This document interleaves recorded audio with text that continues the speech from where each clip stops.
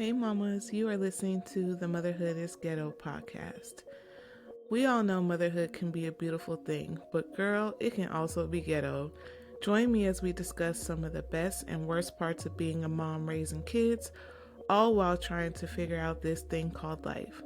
This ghetto is a safe space, mamas. So welcome to the hood.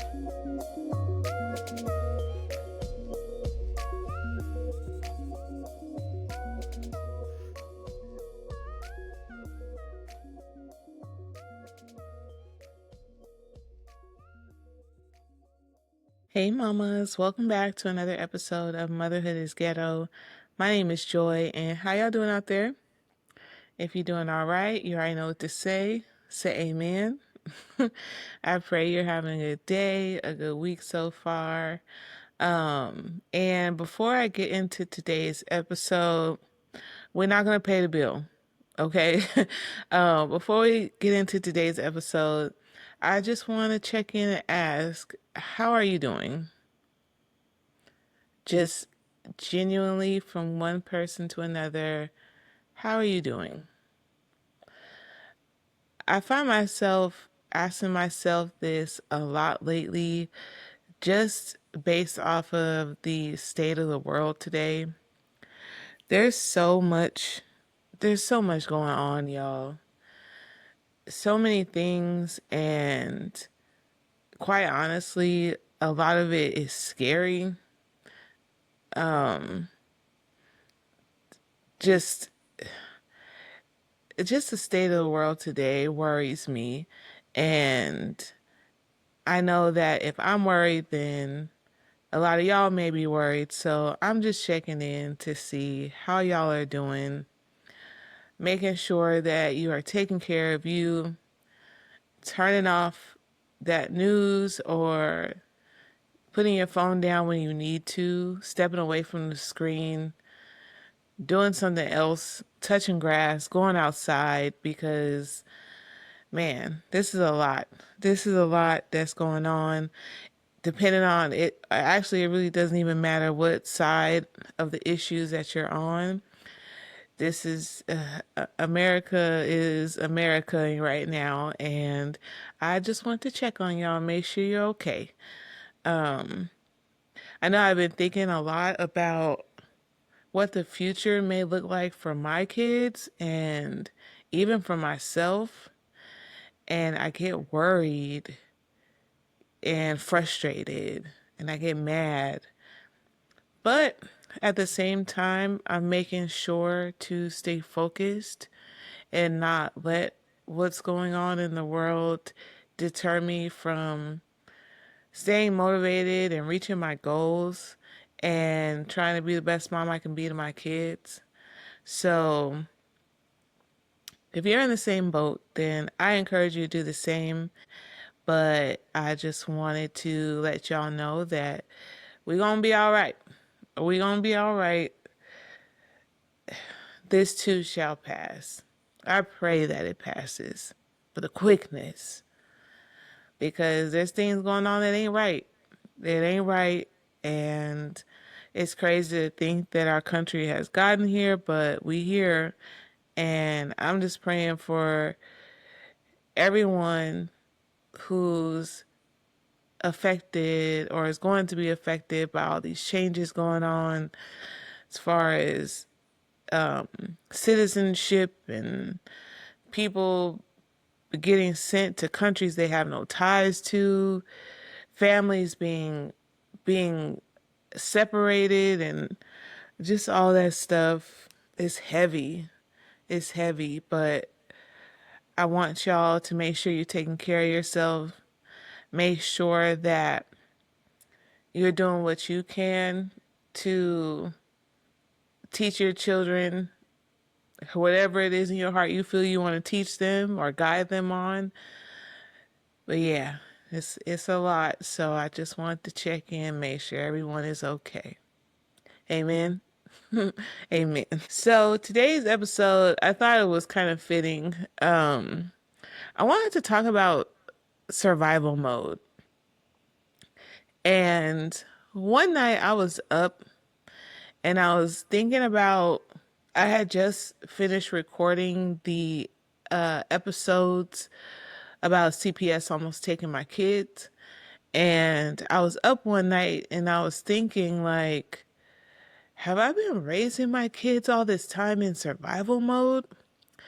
Because telling that story really took me back to that time. Y'all, like, after recording those episodes, like, I had to really, like,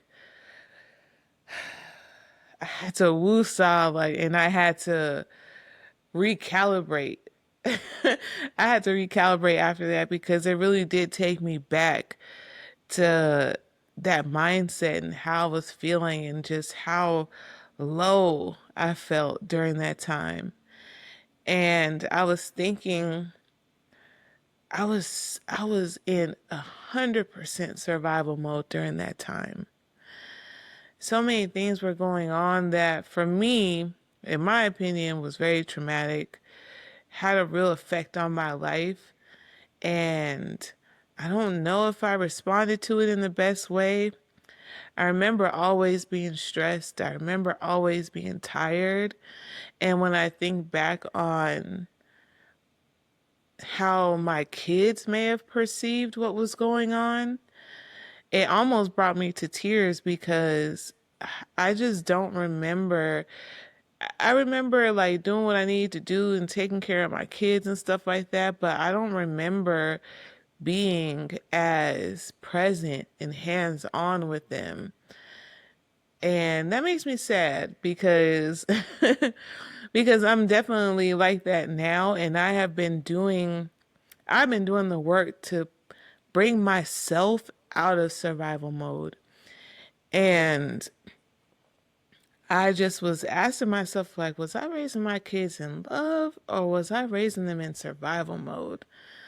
Like, was my stress and my anxiety being perpetuated onto them? Were they feeling it? Like, how did I show up in their eyes? Like, I just had all these questions and it led me to kind of go down a rabbit hole and kind of deep dive into what it looks like living in survival mode and how some things that you do while you're in survival mode could brush off onto your kids and essentially you could be raising your kids in survival mode. So that's what I want to talk about today. I want to talk about what quote unquote survival mode is because it's not a technical health mental health term or anything like that. It's just a side effect of a whole bunch of stress and your body being in a constant state of fight or flight no matter what you're doing. Your body, that's your body's and your mind's reaction to the stress and any type of traumatic events that have gone on or are going on in your life. It throws you and your body into a survival mode where you're in a constant state of just worry or you're in a constant state of fear, and there may not be any imminent danger, but now your body's so used to being under this stress that it thinks that it needs to protect you at all times. So, we're going to talk about survival mode, what it is, how it shows up, how it could be potentially affecting our relationships with our children, and how we could try to move out of survival mode. Now, for me, like I said, I've been actively trying to move myself out of survival mode. And let me tell you, I still struggle with having that feeling that at any moment I'm gonna lose what I have, or at any moment there's gonna be something terrible that happens and I can't shake it. Like I cannot shake it, but I'm working on it. And I know one day I will be completely out of survival mode, but for right now, I'm still doing what I got to do to change my mindset and to recalibrate my nervous system. Amen. Because It's even gotten to a point where when I'm sleeping, I wake up with these little like mini panic attacks. Even in my sleep, like my body thinks that there's something to be afraid of. And that's crazy. In my opinion, that's crazy. So I want to do everything that I can to try to overcome overcome just being in a constant state of survival mode. And yeah, so if that sounds like something familiar, then keep listening. Let's figure this out together. Amen. So, according to Senor Google, survival mode is an informal term describing a state of chronic stress and exhaustion, often triggered by prolonged exposure to stressful situations. It's a state where the body's fight or flight response is constantly activated, leading to feelings of being overwhelmed, anxious, and constantly on edge. While not a mental health condition in itself, it can significantly impact mental and physical well being if prolonged. So, that is a overview of what survival mode is, and basically in a nutshell, like it's a dysregulated nervous system. You've been under so much stress, or you've gone through so many traumatic events, that now your body thinks that you are always in trouble, you are always in danger. So it is responding to that. And man, to be in a perpetual state of fear, just walking down the street, doing what you normally do day to day, like your body's still trying to fight or flight, like that is crazy. And it goes on to say the perceived threat doesn't always have to be a current life threatening situation. It can be a past trauma or a stressful situation that's not actually dangerous. Oh, man. So, some of the signs that you may be in survival mode is anxiety and hypervigilance, constant feelings of anxiety, being on edge, and hypervigilance, difficulty relaxing, trouble relaxing or calming down, even in safe environments. That's personally what I struggle with. I struggle with relaxing and just simply being. So I'm working on that. Emotional numbness or instability, feeling emotionally numb or experiencing rapid mood swings, cognitive difficulties, problems focusing, making decisions, or remembering things. Exhaustion, feeling tired and drained even after sufficient sleep. Physical symptoms, increased heart rate, shallow breathing, digestive issues, and muscle tension. Self medication, using substances like alcohol, drugs, or food to cope with negative emotions. So, with all that being said, so we know what survival mode is and how we can identify if we've been living in survival mode and some of the things that cause it. So, how does it look raising a child in survival mode? So, this is pretty much just going to be my opinion.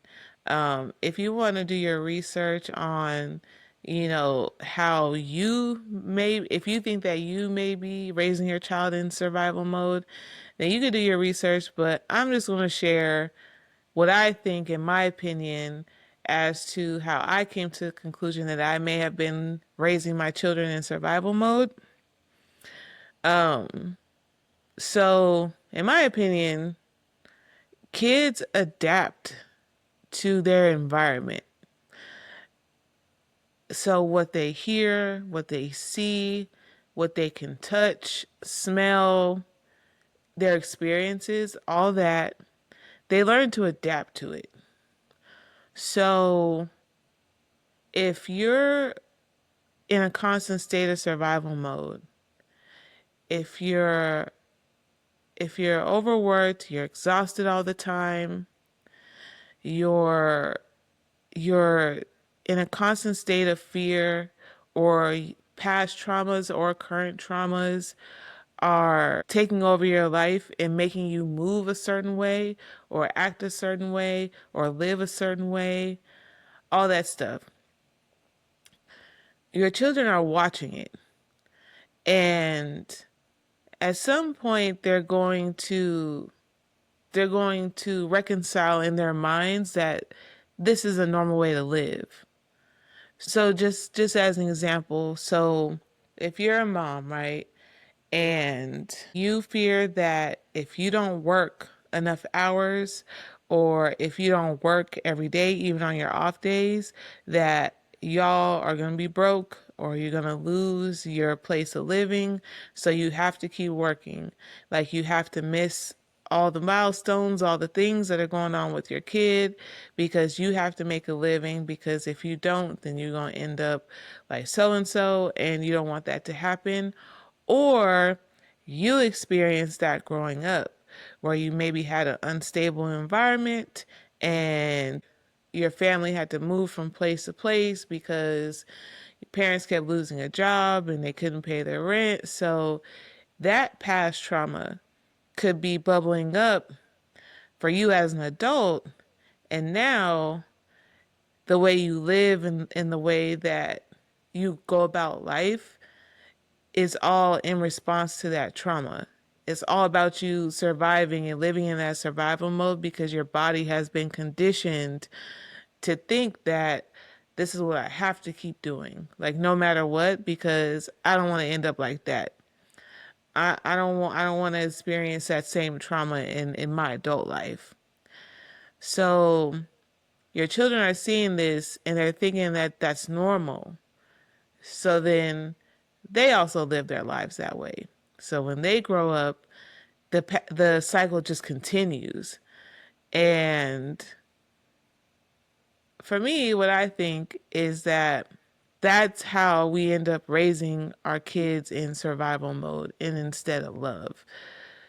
So instead of recognizing those traumas or those triggers, we're just kind of going through the motions and our bodies are going right along with us.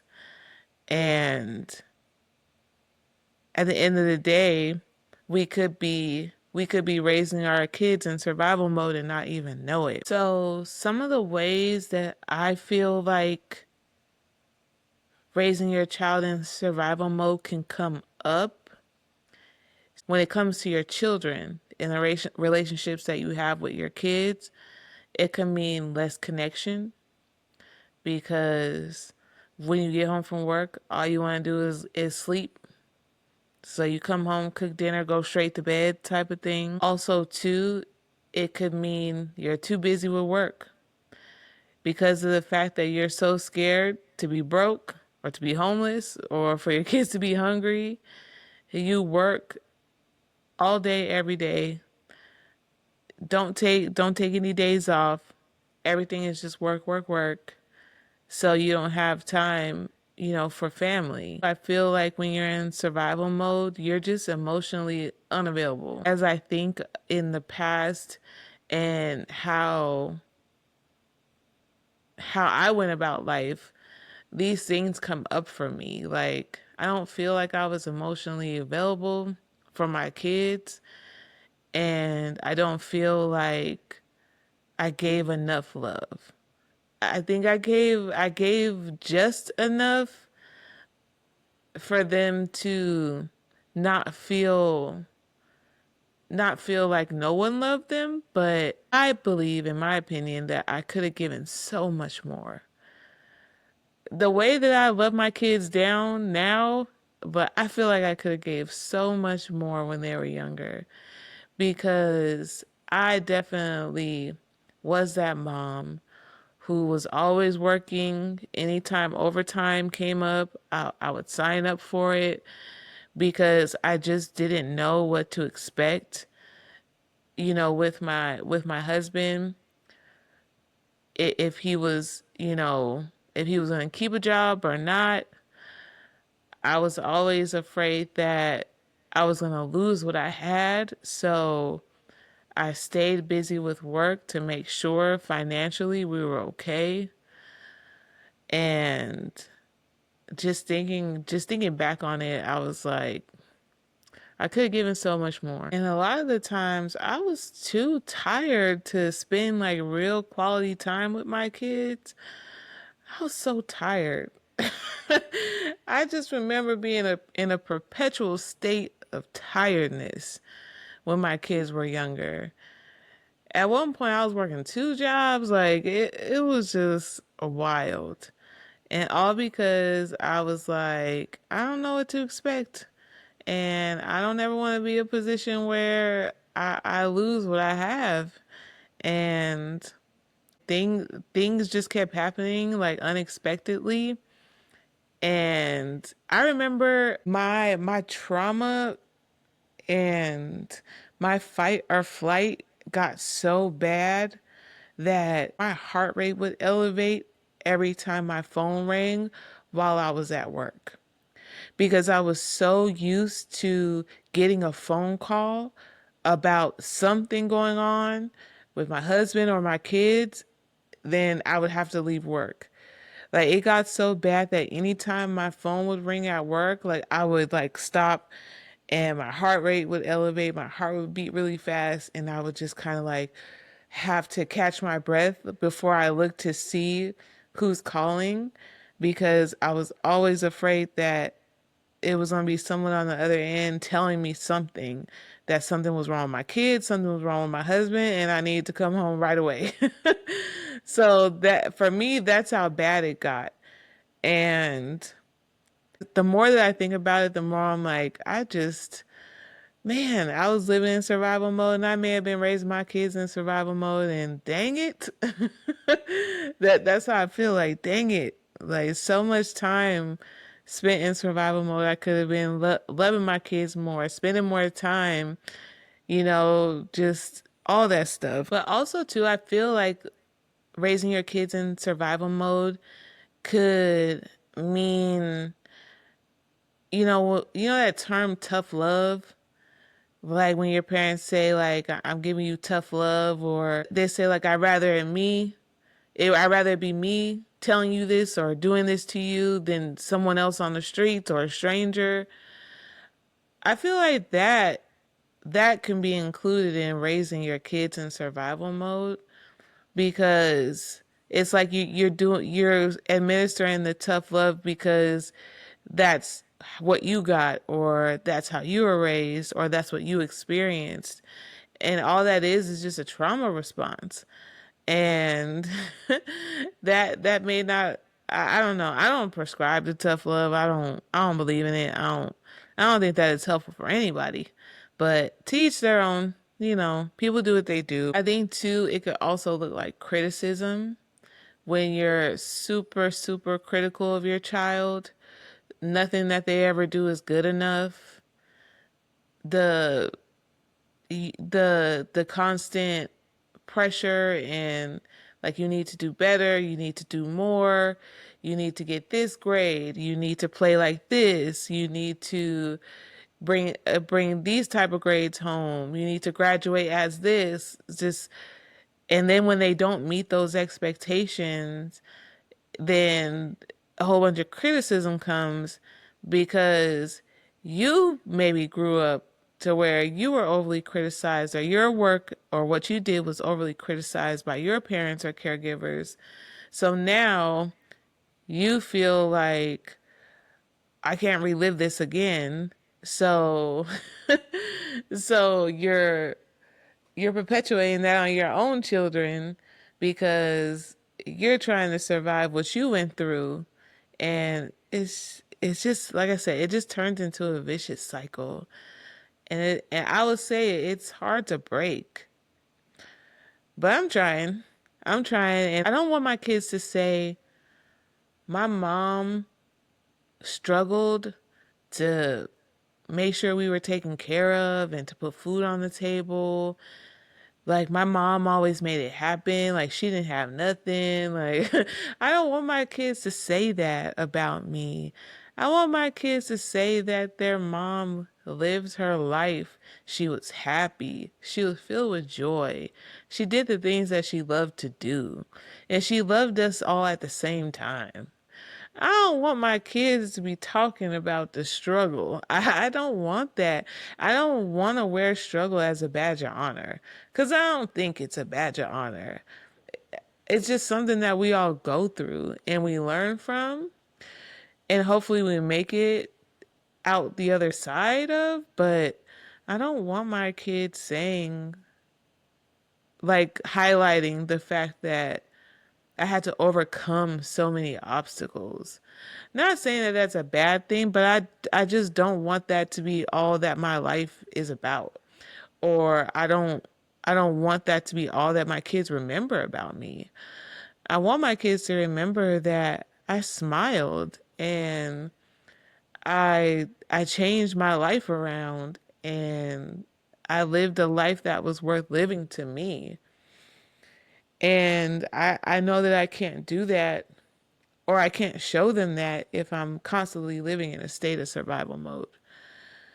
And I don't want to raise them in survival mode. So that's what I'm working on. That's what I'm working on for me and making sure that I live a life that's truly authentic to me and addressing those traumas, right? Doing what I got to do, whether that means like seeking therapy or